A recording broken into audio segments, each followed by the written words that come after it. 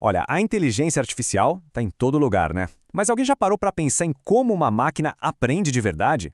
Não é passe de mágica, não. Na verdade, existem três caminhos principais, três estradas que transformam um monte de código em algo que a gente pode chamar de inteligência. E é exatamente isso que a gente vai explorar hoje. Então, vamos lá. A grande questão é essa. Como é que um sistema digital aprende? Se a gente parar para pensar, o processo é até bem parecido com o nosso, como os seres humanos. Sabe, tem quem aprenda melhor com um professor do lado, outros preferem descobrir as coisas sozinhos, e tem também quem aprende na raça, na base da tentativa e erro. E esses são justamente os três caminhos que a gente vai seguir hoje. Primeiro, o aprendizado com um professor. Depois, o aprendizado por conta própria. E por último, o famoso aprender fazendo. Cada um desses é um pilar, um paradigma fundamental do aprendizado de máquina. Bora começar então pelo primeiro caminho, aprender com um professor. E isso nos leva direto para o mundo da aprendizagem supervisionada. Pensa nisso como se a máquina tivesse um guia, sabe? Alguém com um gabarito de todas as respostas. Então, o que é isso na prática? A ideia é bem simples. Imagina que a gente quer ensinar um sistema a reconhecer fotos de gatos.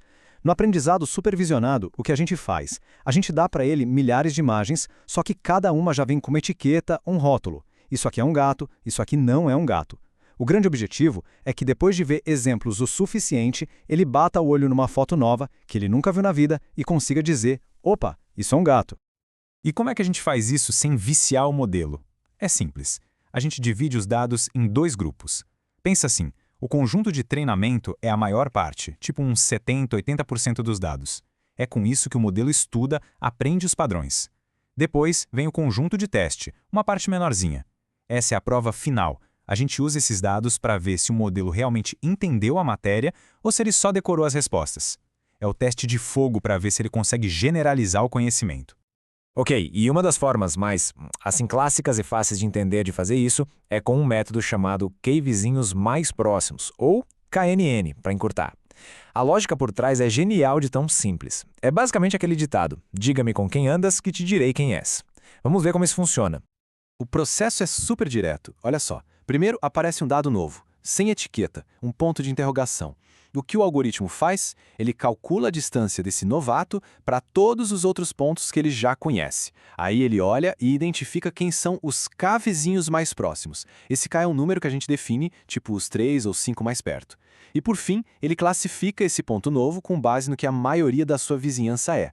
Se a maioria dos vizinhos é gato, então o ponto novo provavelmente é um gato também. É, simples assim e muito poderoso. Beleza, além do KN, tem outra abordagem bem famosa, a árvore de decisão. É literalmente como um fluxograma ou aquele jogo cara a cara, sabe? Tudo começa com uma pergunta principal que a gente chama de nó raiz. Tipo, o animal tem pelos? Dependendo da resposta sim ou não, você segue para um novo galho com outra pergunta, os nós intermediários. E assim vai, refinando, até chegar numa resposta final, numa folha da árvore. E claro, para a árvore não virar uma bagunça gigante e ineficiente, existe um processo chamado poda, que é basicamente cortar os galhos e perguntas que não ajudam muito, deixando tudo mais otimizado. O aprendizado supervisionado é incrível, funciona super bem, mas ele depende de uma coisa, o gabarito. E se a gente não tivesse gabarito? E se os dados chegarem para a gente crus, sem nenhuma etiqueta, sem nenhuma resposta? Bom, é aí que a gente entra no nosso segundo caminho, aprender por conta própria. Bem-vindo ao mundo da aprendizagem não supervisionada. Aqui, a máquina está sozinha. Ela que tem que se virar para encontrar os padrões. Nesse paradigma, a coisa muda de figura. O algoritmo recebe um mar de dados sem rótulo nenhum, e a missão dele é encontrar padrões, estruturas, qualquer agrupamento que esteja escondido ali. Não tem resposta certa ou errada para guiar. É um verdadeiro trabalho de detetive digital. O objetivo principal, a chave de tudo, é encontrar o que a gente chama de clusters, que são basicamente agrupamentos naturais entre os dados. A máquina olha para tudo aquilo e, baseada só na similaridade, começa a juntar o que parece ser da mesma família. É como se alguém te desse uma caixa cheia de frutas misturadas e pedisse para você organizar. Mesmo sem saber o nome de cada uma, você naturalmente iria separar as bananas das maçãs, as laranjas das uvas, só pela aparência. A lógica é essa. O que é parecido, fica junto. Para ficar mais claro, vamos pensar num exemplo do dia a dia. Imagina uma operadora de celular querendo lançar planos novos. Ao invés de chutar o que os clientes querem, ela pode usar o aprendizado não supervisionado. Ela joga todos os dados de ouço dos clientes no sistema, E o algoritmo, sozinho, começa a identificar grupos. Ele pode encontrar, por exemplo, o grupo dos que gastam um monte de dados, o grupo que só usa o celular para ligar e aquele outro grupo que ainda usa muito SMS. Com esses perfis, ou clusters, bem definidos, a empresa consegue criar ofertas perfeitas para cada um deles. E um dos algoritmos mais famosos para fazer isso é o K-means. O processo é bem legal. Primeiro, ele joga K pontos centrais, os centroides, de forma aleatória no meio dos dados. Aí cada ponto de dado é puxado para o centroide que está mais perto dele. Na sequência vem o pulo do gato. Os centroides se movem. Eles recalculam a própria posição para ficarem bem no meio do grupo que eles acabaram de formar. E esse processo de puxar dados e mover os centroides se repete até que os grupos ficam estáveis e os centroides param de se mexer. É quase como uma dança que vai se organizando sozinha. Ok, então a gente já viu como se aprende com um professor e como se aprende sozinho. Falta o quê? O terceiro e último caminho, aprender fazendo. É a pura lógica da tentativa e erro. Essa é a essência da aprendizagem por reforço. Aqui a gente tem alguns personagens principais. Existe um agente, que pode ser um robô, um personagem de jogo, enfim, que interage com um ambiente. E a cada ação que esse agente toma, ele aprende a tomar decisões melhores. E qual o objetivo final dele?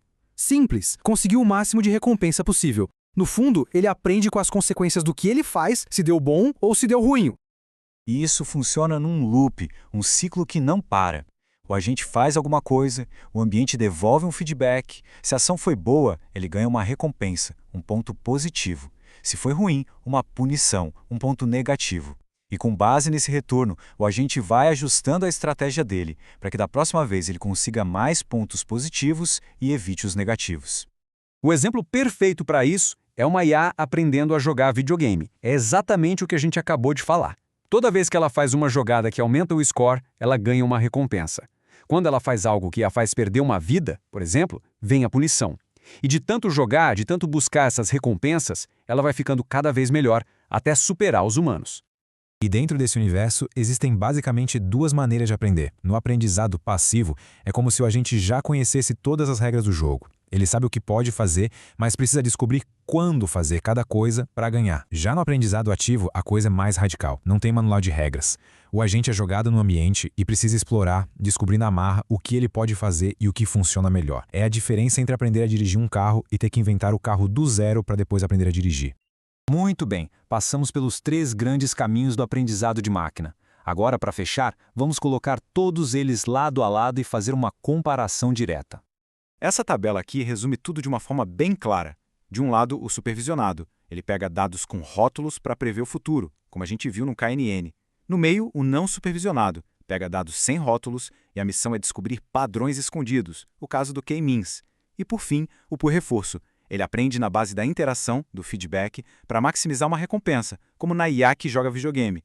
São 3 abordagens diferentes, cada uma com seu objetivo, mas todas parte desse mesmo universo da inteligência artificial. E com isso, a gente fecha essa jornada. Vimos o aprendizado com o professor, o que é autodidata e o que aprende na prática. São 3 pilares que estão moldando o presente e o futuro da inteligência artificial. Isso tudo nos deixa com uma pergunta no ar, né? Qual desses caminhos vai ser o dominante? Ou, o que é mais provável, qual vai ser a combinação entre eles que vai realmente definir o futuro da tecnologia e, por que não, da nossa sociedade? A resposta, bom, ela não está pronta em nenhum livro. Ela está sendo escrita agora, linha por linha de código.